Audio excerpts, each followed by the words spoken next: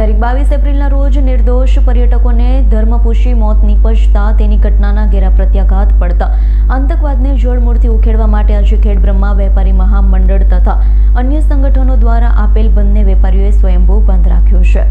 જમ્મુ કાશ્મીરના પહેલગામમાં તારીખ 22 એપ્રિલના રોજ નિર્દોષ પર્યટકોને ધર્મ પૂછીને મોત નિપજાવતા તેની ઘટનાના ઘેરા પ્રત્યાઘાતો સમગ્ર દેશ સહિત દુનિયામાં પડતા આતંકવાદને જડમૂળથી ઉખેડવા માટે આજે ખેડબ્રહ્મા વેપારી મહામંડળ તથા અન્ય સંગઠનો દ્વારા અપીલ બંધને વેપારીઓએ સ્વયંભૂ બંધ રાખ્યો હતો।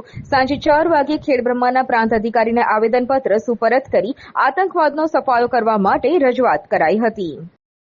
જમ્મુ કાશ્મીરના પહેલગામ ખાતે પ્રવાસી હિન્દુ યાત્રાળુઓ ઉપર આતંકવાદીઓએ નિર્મમ હત્યા કરી જે હુમલો કર્યો છે તેના વિરુદ્ધમાં ખેડબ્રહ્મા નગર આજે સ્વયંભૂ સ્વૈચ્છિક બંધ પાડ્યો છે અને પ્રાંત અધિકારીને તેના સંદર્ભમાં આતંકવાદીઓને કડકમાં કડક સજા થાય તે માટે આવેદનપત્ર આપ્યું છે। ભરત ચૌહાણનો રિપોર્ટ S9 ન્યૂઝ ખેડબ્રહ્મા। અમારી તમામ માહિતીથી અપડેટ રહેવા માટે જોડાયેલા રહો S9 ન્યૂઝ સાથે।